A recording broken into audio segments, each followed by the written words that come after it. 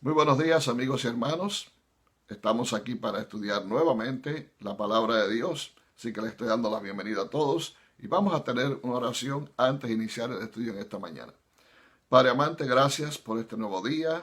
Gracias porque nos permite tener un momento más de encuentro contigo a través de tu palabra.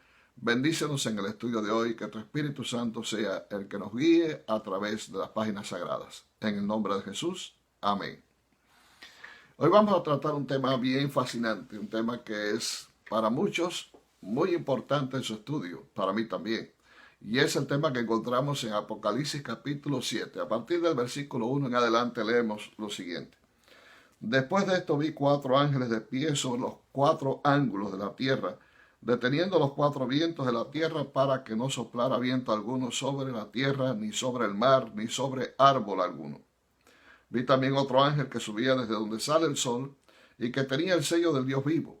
Clamó a gran voz a los 4 ángeles a quienes se les había dado el poder de hacer daño a la tierra y al mar, diciendo, no hagáis daño a la tierra ni al mar ni a los árboles hasta que hayamos sellado en sus frentes a los siervos de nuestro Dios. Y oí el número de los sellados, 144,000 sellados de todas las tribus de los hijos de Israel. Los 144,000. ¿Quiénes son? ¿Qué son los 144,000? Bien, antes de entrar ahí veamos algunos detalles de los pasajes que hemos leído. En primer lugar se nos presentan 4 ángeles. La función de estos 4 ángeles, que son símbolos de las potencias celestiales que están a servicio de los seres que vivimos en este mundo, son puestos allí para una misión específica. Y la misión es detener los 4 vientos. En la Biblia, por ejemplo, en el capítulo 8 de Daniel, versículo 8, el viento significa puntos cardinales en la tierra. Pero en este caso en particular se está refiriendo a los vientos que representan las pasiones humanas, conflictos humanos. Y evidentemente estos ángeles están deteniendo esos vientos que son conflictos que amenazan con destruir a este mundo. Creo ciertamente que usted y yo estaremos seguros de que muchas razones ha habido en tiempos pasados para que ocurra una nueva conflagración mundial en este mundo. Sin embargo, milagrosamente han sido detenidos. Y es porque estos ángeles tienen esa misión de detener esos vientos hasta que se cumpla una obra especial que deben hacer. Y dice que de momento sale otro ángel que viene desde el este, un punto cardinal que es usado en la Biblia para otros casos específicos. Por ejemplo, cuando Jesús habla de su segunda venida, habla que vendría desde el este. Evidentemente, esto tiene que ver especialmente con una obra que se hace completa. Como el sol nace desde el este y va llenando toda la tierra, así esta obra de este ángel, que tiene la misión de sellar, ha de salir desde el este. Es una figura simbólica también esto, pero lo que está queriendo decir es que esta obra va a llenar toda la tierra. De manera que por eso especifica que esto va a ser desde todo lugar, nación, tribu, lengua y pueblo, en cualquier lugar donde haya un ser humano que haya aceptado a Jesús como Salvador personal, ha de ser sellado para entrar finalmente en una etapa muy importante que ocurre en la profecía. Este tipo de sellamiento, y vamos a hablar ahora un poco acerca de él, es un sellamiento simbólico también. O sea, no es que se le va a poner un sello virtualmente en la frente a nadie, ni mucho menos, pero este sello de Dios tiene un significado también muy especial. ¿Por qué razón? En la Biblia encontramos que la obra de sellamiento es una obra de confirmación de la verdad, de los principios de la verdad, en toda persona que ha aceptado a Jesús, de manera que no pueda ser movido de esos principios. Es llevar el carácter de Dios en la vida de uno. Es también llevar los principios de ese carácter. Los principios del carácter de Dios se encuentran reflejados en su santa ley, la ley que aparece en Éxodo capítulo 20. Ahí encontramos esos 10 grandes principios. Y el centro de esa ley lo es indudablemente el sábado, como día de reposo. De manera que todos aquellos que tienen el carácter de Dios, que han sido confirmados en el carácter de Dios, que tal como dice también Apocalipsis capítulo 12, versículo 17, guardan toda la ley de Dios y en especial el día de sábado como el día señalado por Dios como monumento a la creación, llevan el sello de Dios. En Ezequiel capítulo 20, versículos 12 y 20 se nos dice que el sábado es precisamente la señal o el sello que Dios ha puesto en su pueblo para identificarlos como tal. para saber que Él es nuestro Dios y que Él es el que nos santifica. Aún en Isaías capítulo 8, versículo 16, hay un pasaje muy importante que dice: a la ley, o mejor dicho, ata el testimonio, sella la ley entre mis discípulos. Así que por eso pensamos que es allí donde se encuentra el centro de la ley, el centro de la ley, el sábado, como sello de Dios que distingue al pueblo de Dios. De manera que este ángel pues va a sellar a ese pueblo especial, a ese grupo especial del pueblo de Dios, porque va a pasar por una época también muy difícil. Y es la época que está definido aquí como una época en la cual vamos a entrar. Vamos a suponer que yo esté en ese grupo también, Dios permita que así lo sea, pero vamos a entrar en un tiempo de gran tribulación.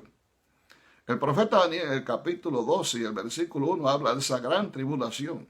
Él dice que será una tribulación cual nunca ha sido desde que ha habido hombres sobre la tierra, una tribulación que no hay memoria acerca de algo similar. De manera que este grupo específico va a pasar por ese tiempo. Y se menciona que son 144,000. Ahora, el número 144,000 es visto desde dos puntos de vista. Algunos piensan que es un número literal, otros, como yo, pensamos que es un número más bien simbólico. De hecho, la Iglesia Adventista del Séptimo Día adopta esta segunda posición de que el número 144,000 es un número simbólico. Si usted multiplica 12 por 12,000, bueno, le va a dar 144,000. Y el número 12, bíblicamente hablando, es un número que representa plenitud. Así, por ejemplo, como las 12 tribus de Israel, los 12 discípulos que seguían a Jesús, representan plenitud, lo cual quiere decir que este grupo que va a pasar por este tiempo especial de tribulación ha de ser un grupo que ha alcanzado la plenitud, la madurez en la vida cristiana, se ha identificado con el Señor, ha ganado la plenitud de Dios en sus vidas y por eso está preparado para pasar por el tiempo de angustia. No obstante, ellos van a pasar por esa terrible prueba que va a ocurrir después del cierre de la gracia, o sea, cuando ya no haya más gracia ni misericordia, porque hay ciertas cosas que deben ser purificadas en el carácter de estos 144,000. Y a la vez, esta prueba va a glorificar a Dios en todo el universo para hacer ver que hay personas que pueden ser fieles a Dios, aun cuando no exista ya gracia. No quiere decir que Dios va a abandonar este grupo, no. Por eso en el Salmo 91, en sus últimos versículos dice: con él estaré yo en la angustia. De manera que en ese tiempo de gran angustia, el Señor será el protector, será el guardián, Él va a cuidar a su pueblo en ese tiempo. Ahora bien, otra razón por la que pensamos que es un número simbólico es por el hecho de que hoy en día no existen ya las 12 tribus de Israel como tal. De manera que por eso entendemos que va a ser un número simbólico. Hoy Israel no es el pueblo de Dios. Hoy el Israel es un Israel espiritual que se encuentra distribuido, como dije hace un momento, en todo el mundo. Y no estamos distribuidos en tribus. Así que esa es otra razón. Y hay otras razones más, pero por el tiempo no las voy a mencionar. Lo más importante es saber que después que este pueblo, este grupo especial, pase por ese tiempo de angustia, evidentemente va a salir purificado para recibir al Señor. Y leo los versículos que están a partir del versículo 9. Después de esto miré y vi una gran multitud, la cual nadie podía contar, de todas las naciones, tribus, pueblos y lenguas, estaban delante del trono y en la presencia del Cordero, vestidos de ropas blancas y con palmas en sus manos. Clamaban a gran voz diciendo: la salvación pertenece a nuestro Dios, que está sentado en el trono y al Cordero. Algunos piensan que esta gran multitud que aparece allí se refiere a otra multitud que está allí, sobre el mar de vidrio. Yo pienso que se refieren a los mismos 144,000, por la razón que explican los versículos 13 en adelante, y los leemos. Entonces uno de los ancianos habló diciéndome: estos que han salido de ropas blancas, ¿quiénes son y de dónde han venido? Yo le dije: Señor, tú lo sabes. Él me dijo: estos son los que han salido de la gran tribulación, han lavado sus ropas y las han emblanqueado en la sangre del Cordero. Por eso están delante del trono de Dios y lo sirven día y noche en su templo. El que está sentado sobre el trono extenderá su tienda sobre ellos. Ya no tendrán hambre ni sed, y el sol no caerá más sobre ellos, ni calor alguno. Porque el Cordero que está en medio del trono los pastoreará y los guiará a fuentes de aguas vivas, y Dios enjugará toda lágrima de los ojos de ellos. El profeta fue preguntado en esos momentos por este anciano quiénes eran esa gran multitud, quiénes conformaban esa gran multitud.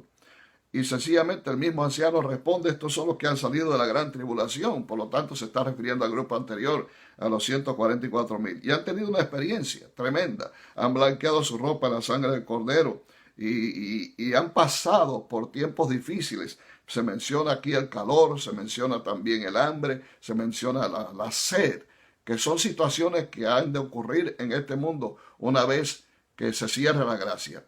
En Apocalipsis capítulo 16 y en el versículo 8, bajo la cuarta plaga, se menciona que el sol se le va a dar que caliente mucho más y quemará a los hombres, producirá grandes estragos físicos en el hombre, tumores y demás, y que los hombres no se van a arrepentir, sino que van a afirmar el nombre de Dios.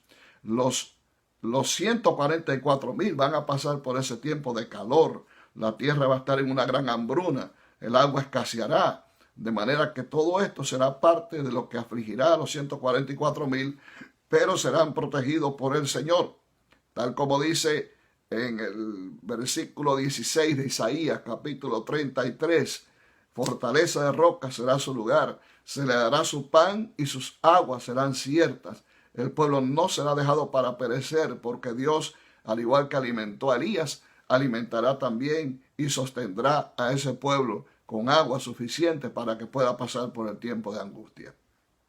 Una vez que la prueba sea terminada y Jesús venga, dice que este pueblo, este grupo especial de los 144,000, ocuparán una posición privilegiada.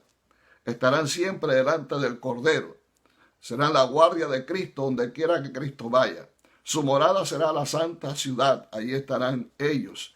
Y tendrán un cántico muy diferente a lo que cantaremos los redimidos, porque será el cántico de su experiencia.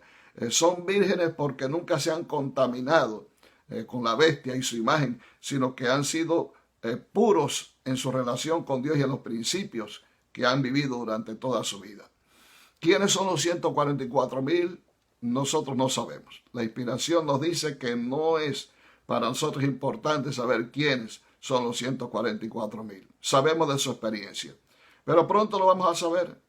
Cuando Cristo venga quedará definido, o mejor dicho, cuando la gracia se cierre, quedará definido cuáles serán aquellos que pasarán por el gran tiempo de angustia y verán a Jesús venir en su pronta venida. Lo que tenemos que prepararnos para estar con Jesús. Si tú eres de los 144,000, si yo voy a ser de los 144,000, eso solamente lo sabe Dios. Nadie, ningún ser humano sabe quiénes son. Sí, es un grupo especial, es un grupo muy importante en la historia bíblica, y esperemos con la ayuda de Dios, seamos de los 144,000 o seamos de los salvados, del grupo general de los salvados, que muy pronto estemos con Jesús. Te invito a tener una oración para concluir. Padre amante, agradecemos por el estudio de tu palabra en esta mañana. Rogamos tu bendición al iniciar este día. Bendice a cada uno de nuestros hermanos, en nuestras iglesias, en cada lugar, en todo el mundo, sobre todo en esta época de terrible plaga. Danos, Señor, tu fortaleza, que tus ángeles puedan protegernos y guardarnos de todo mal. Oramos por aquellos que están heridos por este virus. Sánale, Señor, conforme a tu misericordia, que puedan volver a sus hogares, a sus familias. Y rogamos, Señor, que nos libres ya de esta situación, que podamos entrar en una nueva etapa en que, habiendo aprendido la gran lección que tú nos has enseñado, podamos dedicarnos a alertar al mundo de que Cristo viene pronto y preparar un pueblo para su próxima venida.